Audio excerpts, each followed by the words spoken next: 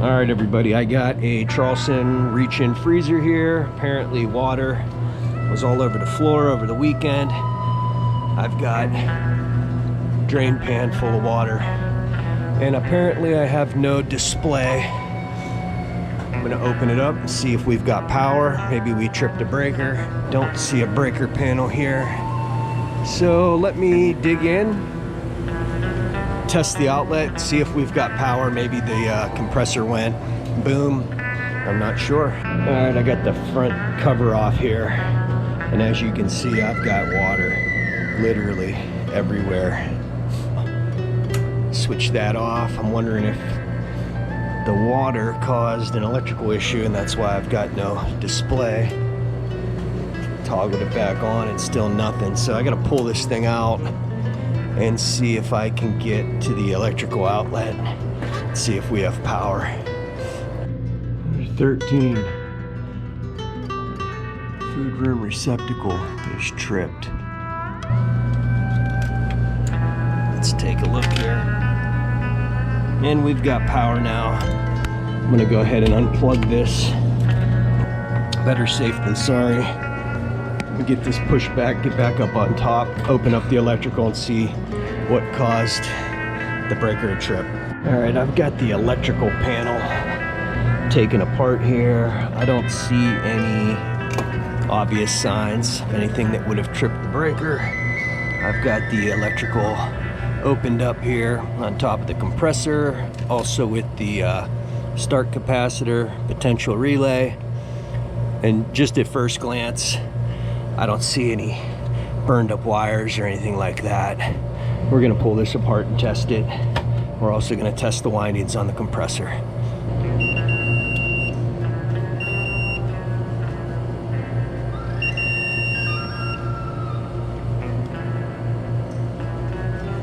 All right, so everything tests good electrically on the compressor.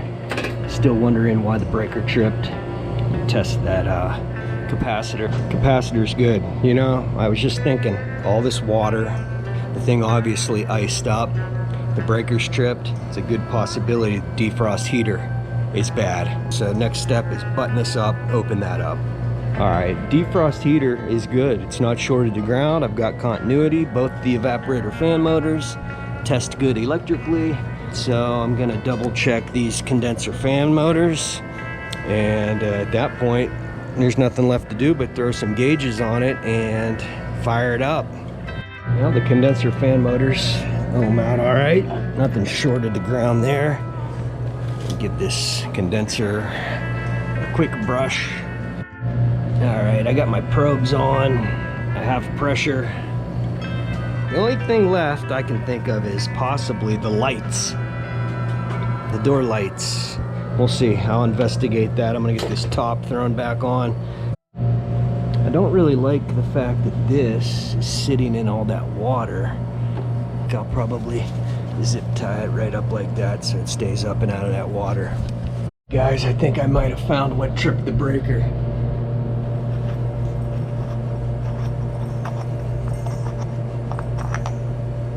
Our light socket for the lights. It's full of water. That'd do it. So we still have an issue as to why this thing iced up. All the water overflowed. It went down through this little hole, got into that light socket. I'd say that's definitely what tripped our breaker.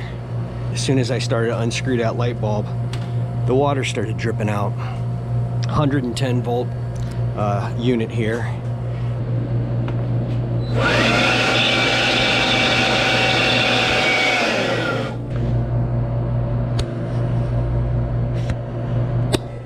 I want to run this system and see why it iced up to begin with. We'll run it down, we'll test defrost, and we'll go from there. All right, guys, I got it plugged back in. I've got my Measure Quick app opened up. Hopefully nothing goes boom. But like I said, I tested everything and it all tested good. The only thing I found was the water dripping out of that light socket. So we've got display. Let's see what we got here. 204 pounds of head pressure, 14 pounds of suction. we're running 404 here. I'm gonna sit here and watch this thing for a bit. All right, pressures look decent, right about where they should be. I'm dropping, I'm at 56.5 degrees. Wonder if our fans have come on yet. All right, both fans are running. So we're down to about 24 degrees right now. I want to test this defrost heater, make sure it's kicking into defrost, and that's not the reason that it A1 whoop, will get you into the controller, and then scroll down. That's defrost.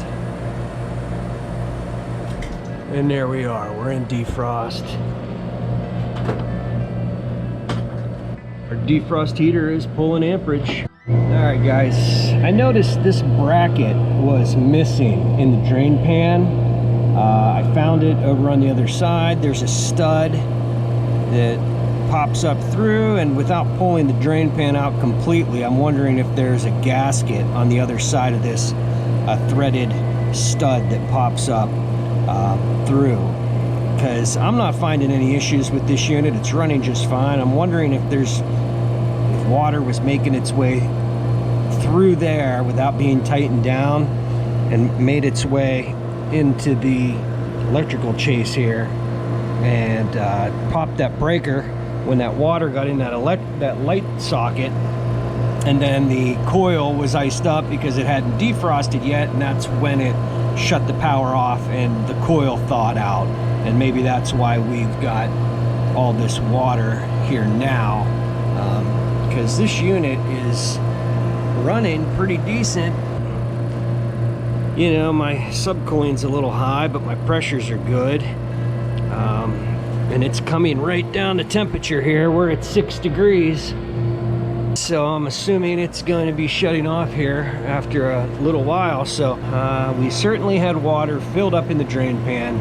Maybe with that bracket being out and this stud not being tight, water had been making its way through that each time it went into defrost, and eventually found its way into that light socket. But as far as everything's going now, this thing is operating decently, and it's coming right down to temperature. Defrost works, so I'm gonna let it come down to temp, and then I'm gonna kind of leave it alone and see what it does. So they've got an issue with the one next door, so I'm gonna be taking a peek at that as well before I go.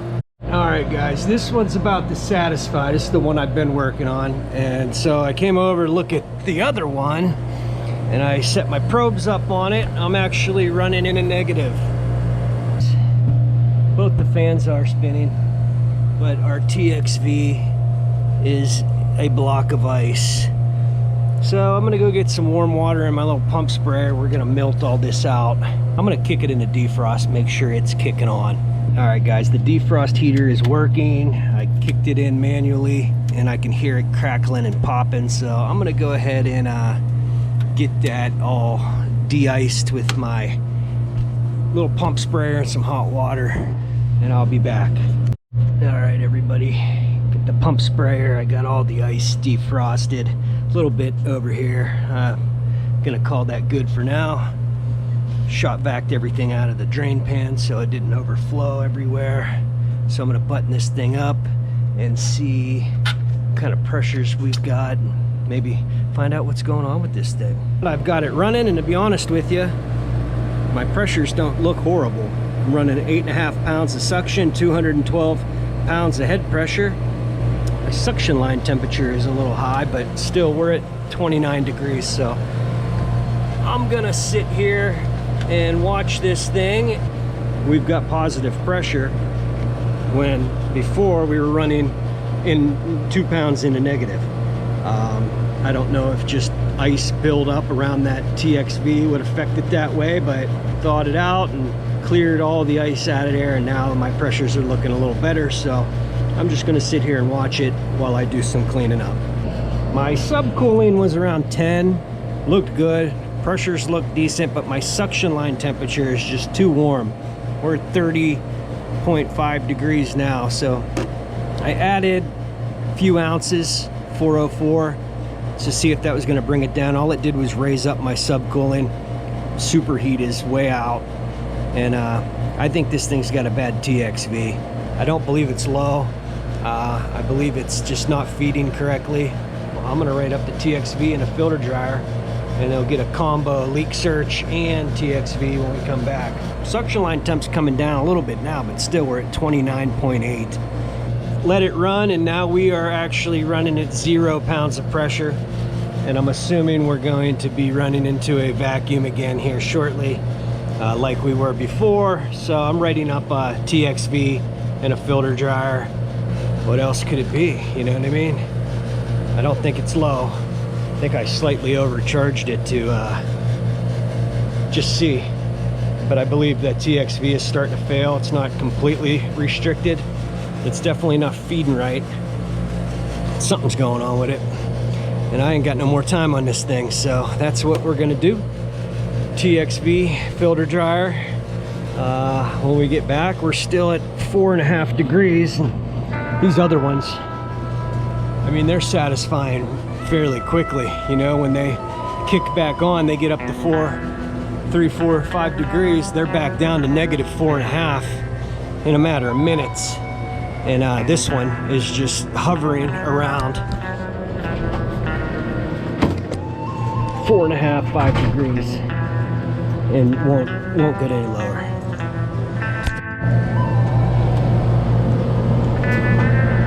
And this thing's already icing up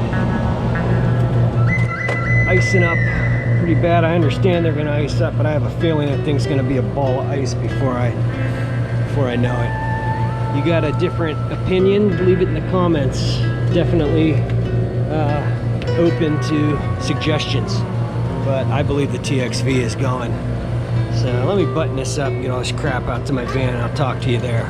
What's up, everybody? I'm back months later after I filmed the original content that you just watched. Today I was working on this Traulsen, which, if you remember, is the one that I was having an issue with here. I came back, I did the TXV, the defrost heater, the filter dryer on it. We're down to about 7 degrees right now. I'm just waiting for it to satisfy. Tested defrost, everything looks good on it. But this was the one that I was originally called for. And if you remember, we had all the water overflowing the drain pan. I kind of came to the conclusion that this stud that feeds up through the bottom of the drain pan, it had no nut on it, it had no bracket, and I can only assume that that stud is fed up through the bottom of the drain pan, you know, without pulling it out completely, but that's what I'm assuming. And probably has some kind of gasket on there, and with it not tightened down, anytime that we go in the defrost, I'm assuming the water would make its way to that stud and out and underneath. So I replaced that bracket, put the nut back on, tightened it down real good. We've had no other issues since, so I think my original diagnosis was correct. As you can see, we've got no water here. It's been running, no one's been back since I was here, no service calls. It's been working properly, and it's in defrost now, but everything was working properly. We've had no issues, so I think we're good on that. I'm gonna stick around, watch this one satisfy, and I think I'm gonna call it a day. So that's that. I appreciate you watching the video, guys. If you liked it, hit that subscribe button, hit that bell icon. That'll notify you anytime I got a new video coming out. Leave me a comment, hit like. I appreciate you watching, and I'll see you on the next one.